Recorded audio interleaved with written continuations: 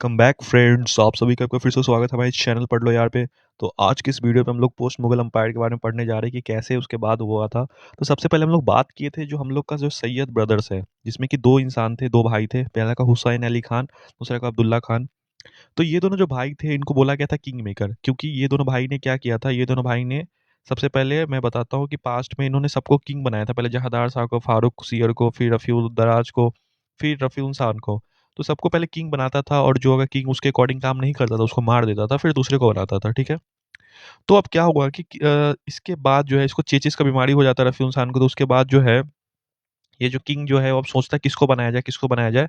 तो ये जो किंग जो है ये बनाता है सैयद ब्रदर जो है रोशन अख्तर को। ठीक है। रोशन अख्तर को बनाता है। रोशन अख्तर का ये जो नाम होता है उसका नाम रहता है मोहम्मद शाह रंगीला। ठीक है। क्या नाम रहता है? मोहम्मद शाह रंगीला, जो कि 1719 से लेकर 1748, 1719 से 1748 तक इसका रूल रहता है। तो अब इसको सजेस्ट कौन करता है कि हाँ अब निज़ाम मुल्क जो है ना, निज़ाम मुल्क, ठीक है, इसको सजेस्ट करता है सैयद ब्रदर्स को कि तुम ये रोशन अख्तर को चूज करो। ठीक है। तो निज़ाम मुल्क के सजेशन से जो है सैयद ब्रदर्स जो है उसको चूज करता है। किसको चूज करता है? रोशन अख्तर को, यानी उसको मोहम्मद शाह रंगीला को बनाया जाता है क्या, वहाँ का गराज गद्दी सौंपा जाता है। ठीक है। अब जो है निज़ाम मुल्क कौन था? निज़ाम मुल्क के बारे में जानते हैं। निज़ाम मुल्क जो था वो हैदराबाद का रूलर था। ठीक है। लेकिन वो हैदराबाद का रूलर था तो वो दिल्ली क्यों आया? दिल्ली इसलिए आया था क्योंकि वो देखा कि यार हैदराबाद में तो उतना ज़्यादा कुछ संपत्ति है नहीं, उतना ज़्यादा धन है नहीं, पैसा वगैरह है नहीं। तो चलो दिल्ली चलते हैं, दिल्ली में जाके वहाँ का सैनिक बन जाते हैं, वहाँ का जो है वो वहाँ पे बैठ जाते हैं उसके दरबार में। तो इससे ये सही रहेगा कि कुछ वहाँ देख भी लेंगे, क्योंकि दिल्ली उस समय वहाँ का इंडिया का पूरा वो माना जाता था पूरा, जिसमें भी अच्छे अच्छे किंग बैठे होते थे दिल्ली में, क्योंकि कैपिटल था।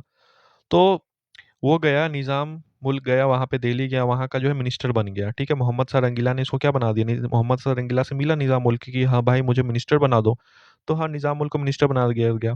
अब जैसे निज़ाम मुल्क को मिनिस्टर बनाया तो अब देखो ये जो मोहम्मद शाह रंगीला था थोड़ा सा रंगीले मिजाज का था। ये दिन भर शराब की बोतल लेके और दिन भर दारू पीता था और दिन भर नाच देखता था। तो काम धाम तो होता नहीं था इसके शासन में। ठीक है।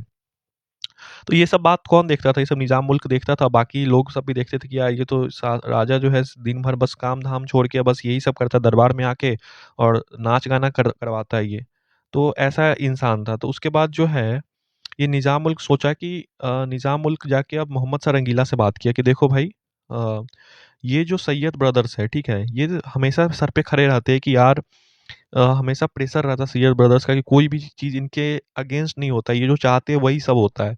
तो निज़ाम मुल्क जो है चुपचाप जाके मोहम्मद शाह रंगीला को ये सब बात बताता है। मोहम्मद शाह रंगीला बोलता है कि हाँ बात तो सही है, लेकिन सैयद ब्रदर्स तो किंग मेकर है। तो वही निज़ाम मुल्क समझाता है, देखो देखो रंगीला, देखो रंगीला को बताता है ये जो सैयद ब्रदर्स है इसने क्या किया, इसने पास्ट में क्या किया, जहादार शाह को पहले किंग बनाया। ठीक है। फिर जहादार शाह को मार दिया। फिर जहादार शाह को जब मारा तो उसके बाद फारूक सियर को किंग बनाया। फिर फारूक सियर ने इसके अगेंस्ट काम किया तो फारूक सियर को मार दिया। फिर उसके बाद रफ़ी उर दराज को बनाया, फिर रफ़ी उन खान को बनाया। तो सबको ये मारते गया। तो अभी एक बार तुम्हारा भी नंबर आ जाएगा, तुम हमको भी एक बार मार के और फिर दूसरे को बना देगा ये राजा। ठीक है। तो ये जो मोहम्मद शाह रंगीला था ये डरपोक टाइप का इंसान था, ये डर गया। ठीक है। यहाँ पे डर गया, और जैसे ही ये डर गया बोला कि भाई निज़ाम मुल्क मुझे बचा लो, नहीं नहीं मैं मरना नहीं चाहता हूँ।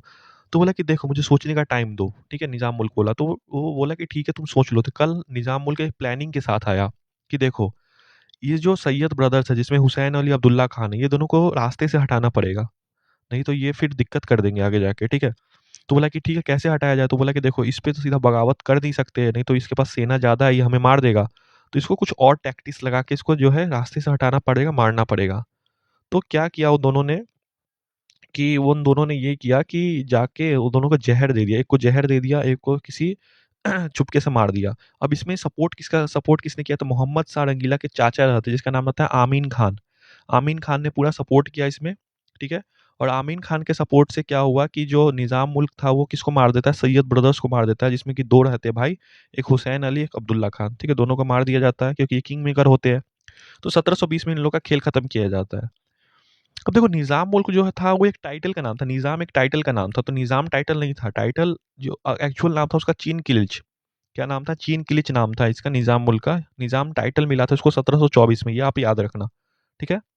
अब देखो चीन किलिच जो था, अब क्या होता है पता है? चीन किलिच देखा कि अरे यार यहाँ पे तो दिल्ली में तो कुछ खजाना है ही नहीं, कुछ है ही नहीं, मैं क्या रूल करूंगा यहाँ पे, मैं जा रहा हूँ अपना हैदराबाद, क्योंकि हैदराबाद से आया था ये।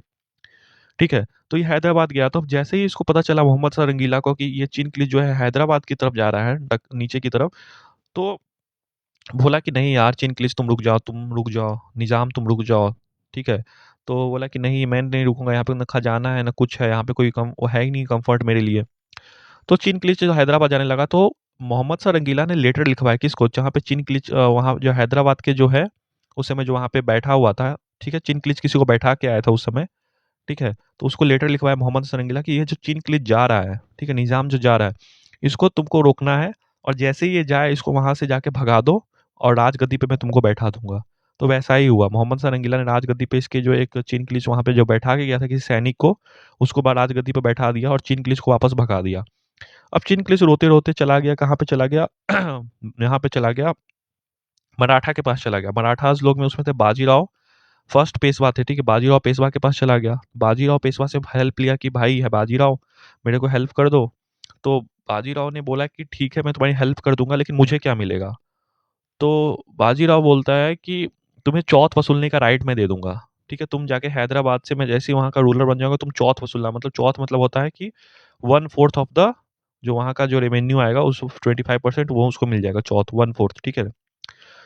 तो ठीक है, तो वो चीन के बाजीराव जाते हैं पेशवा पूरी सेना के साथ, और जाके जो है वहाँ पे जो बैठा रहता है हैदराबाद का रूलर, जिसको मोहम्मद सरंगीला अपॉइंट करता है, उसको जाके हरा देता है, और चिनक्लिच को वहाँ पे वहाँ का राजा बना दिया जाता है, ठीक है? अब जैसे ही चिनक्लिच राजा बना वहाँ का, तो अब बोला कि चौथ, तो बोला कि भाई, चिनक्लिच बोला कि 2-3 महीने रुक जाओ, सब कुछ सही होने दो, फिर चौथ आके ले जाना तुम। 2-3 महीने बाद बाजीराव पेशवा हो गया, फिर उसके बाद ये 1 साल हो गया, बाजीराव पेशवा को गुस्सा आया, वो जाके चिनक्लिच को पूरा अटैक कर दिया चारों तरफ। तो जैसे चिनक्लिच यानी निज़ाम, कि निज़ाम टाइटल था, चिनक्लिच को जैसे ही अटैक किया, तो वहाँ पे घबरा गया यहाँ पे चिनक्लिच, और चिनक्लिच ने बोला कि हाँ, आके जाके चौथ ले जाओ। तो ऐसे जो है बाजीराव पेशवा ने वहाँ पे जाके चौथ ले लिया। अब क्या होता है 1724 में जो है, उसी समय जो है, जैसे ही वहाँ पे बैठता है ये चिनक्लिच, तो वहाँ पे मतलब निज़ाम उसी का नाम रहता है। तो जैसे ही बैठता है, उसको अपना हैदराबाद को जो है इंडिपेंडेंट स्टेट बना दिया जाता है, कब? 1724 में। तो ये आपको याद रखना है कि कब हैदराबाद जो है इंडिपेंडेंट स्टेट बना, किसके द्वारा? चिनक्लिच यानी निज़ाम के द्वारा, 1724 में, ठीक है?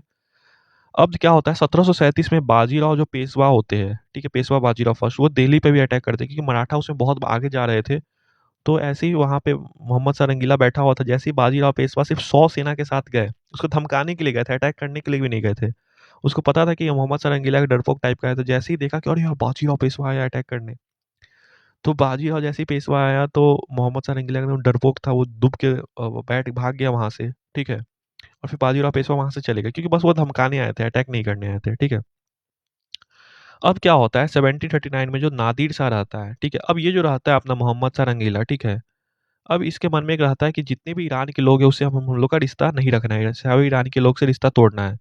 तो क्या होता है कि ईरान का दो वहाँ पे वहाँ के ईरान पे जो एम्बेसी होती है वहाँ पे ईरान का, ठीक है? इंडिया का जो एम्बेसी होता है ईरान में, तो वहाँ से जो लोग सब आते हैं इससे मिलने, ठीक है? तो पहला बार भगा दिया जाता है, दूसरा बार भगा दिया जाता है, ठीक है? ईरान वाले को, तीसरा बार भगा देता है, चौथा बार जैसे ही भगाता है, चौथा बार वो अरेस्ट कर लेता है, ठीक है? अब जैसे ये नादिर शाह को पता चलता है कि नादिर शाह ईरान का किंग होता है, तो जैसे वहाँ का एम्परर होता है, तो उसको जैसे ही पता चलता है तो क्या कर देता है वो जाके दिल्ली पे अटैक कर देता है।